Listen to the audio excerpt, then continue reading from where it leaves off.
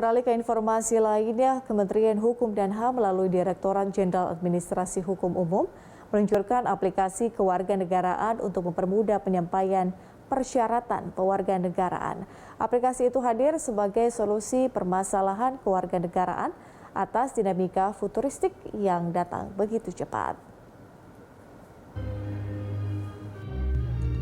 Negara mempunyai kewajiban untuk memberikan perlindungan dan kepastian hukum bagi anak hasil kawin campur sebagaimana diatur dalam penjelasan Undang-Undang Nomor 12 Tahun 2006 bahwa Indonesia menganut asas perlindungan maksimum, asas pengakuan, dan penghormatan terhadap hak asasi manusia. Undang-undang ini diharapkan dapat menjadi produk keadilan transisional untuk pemulihan status kewarganegaraan kelompok-kelompok yang terdiskriminasi.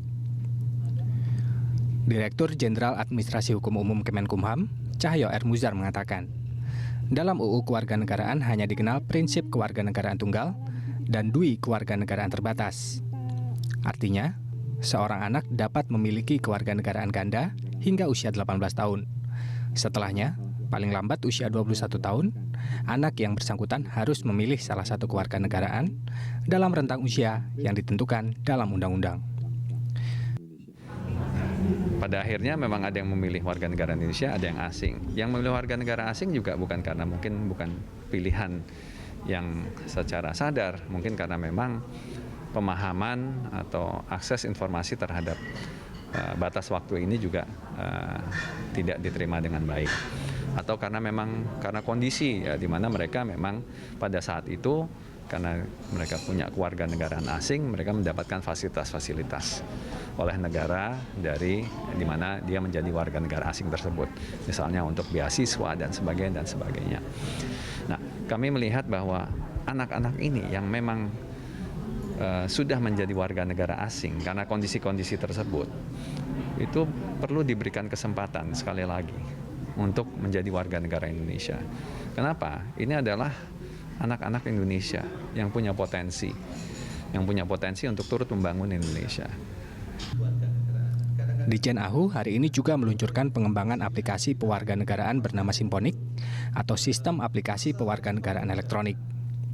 Aplikasi ini dikhususkan untuk kantor wilayah Kementerian Hukum dan HAM dalam hal pengiriman berkas permohonan pewarganegaraan berdasarkan Pasal 8 Undang-Undang Nomor 12 tentang Kewarganegaraan Republik Indonesia.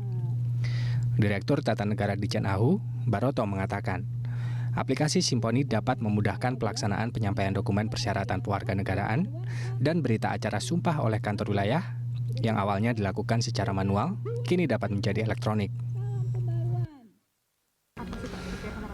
Tentunya sekarang ini kan sudah semua online. Dengan online pertama kecepatan sudah pasti, prosesnya lebih cepat, kemudian memberikan kepastian layanan bagi masyarakat. Dengan online semua serba terbuka, masyarakat sudah bisa membantu proses kita sejauh mana, kemudian sampai kapan. Nah, ini sudah sangat jelas berbeda dengan offline yang memang pada beberapa hal masih sangat tergantung. Misalnya proses pengiriman dan lain sebagainya. Belum lagi risiko-risiko hilang, rusak dan lain sebagainya. Kira-kira begitu. Ya. Setelah peluncuran aplikasi Simponik, siapapun dapat mengajukan permohonan melalui aplikasi tersebut. Pemohon dapat mengetahui alur proses permohonan mendapatkan kewarganegaraan Indonesia, sekaligus penyelesaian permohonan dapat dilakukan dengan lebih cepat. Putri Amanda, Fatan Jauhar, Berita 1, Jakarta.